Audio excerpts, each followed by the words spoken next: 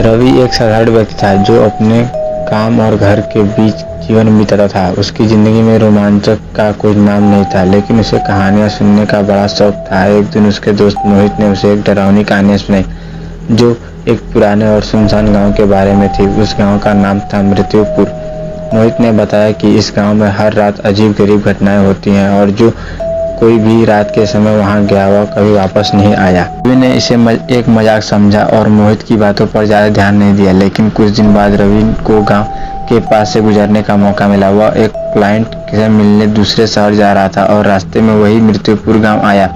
उसकी गाड़ी अचानक गांव के पास खराब हो गई। कोई और रास्ता न देखते हुए रवि ने गांव में रात बिताने का फैसला किया। गांव में घुसते ही अजीब सी ठंडक ने उसे घेर लिया। चारों तरफ सन्नाटा था। गांव में न तो कोई आदमी दिख रहा था और न ही कोई आवाज, सिर्फ टूटे फूटे मकान और खिड़की सड़कें। रवि का मन अंदर से घबराने लगा, लेकिन उसने खुद को शांत किया और एक पुरानी हवेली में घुस गया जो शायद गांव का सबसे बड़ा मकान था।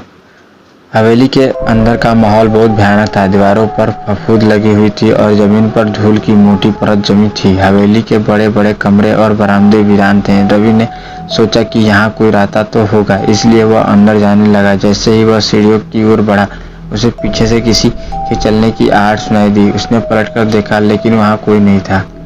रवि ने सोचा कि शायद उसे भ्रम हो रहा है। वह पहली मंजिल पर जाकर एक कमरे में घुस गया। कमरा बहुत पुराना था। वहाँ एक पुराना पलंग रखा हुआ था और एक अलमारी कोने में खड़ी थी। वह थका हुआ था, इसलिए उसे पलंग पर लेटने का फैसला किया, लेकिन जैसे ही वह पलंग पर लेटा, उसे छत पर कुछ अजीब सी आवाजें सुनाई दी, जैसे कोई धीरे धीरे चल रहा हो।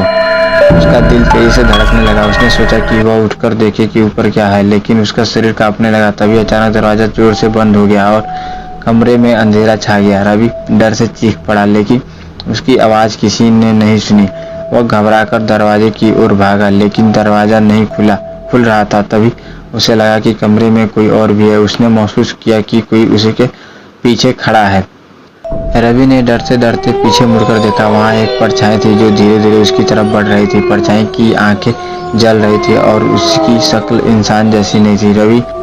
रवि का दिल दहशत से भर गया। वह दरवाजे को जोर जोर से खींचने लगा, लेकिन दरवाजा हिला भी नहीं। परछाई और करीब आती गई। अब वह रवि के ठीक सामने थी। उसने अपने हाथ बढ़ाए और रवि की गर्दन पकड़ ली। रवि की सांसें तेज हो गई। उसे लगा कि उसकी मौत निश्चित है, लेकिन तभी दरवाजा अचानक खुल गया और वह धड़ाम से बाहर गिर पड़ा। वह दौड़ता हुआ हवेली से बाहर निकला और गांव की सुनसान गलियों में भागने लगा। उसकी सांस फूलने लगी थी, लेकिन वह रुका नहीं।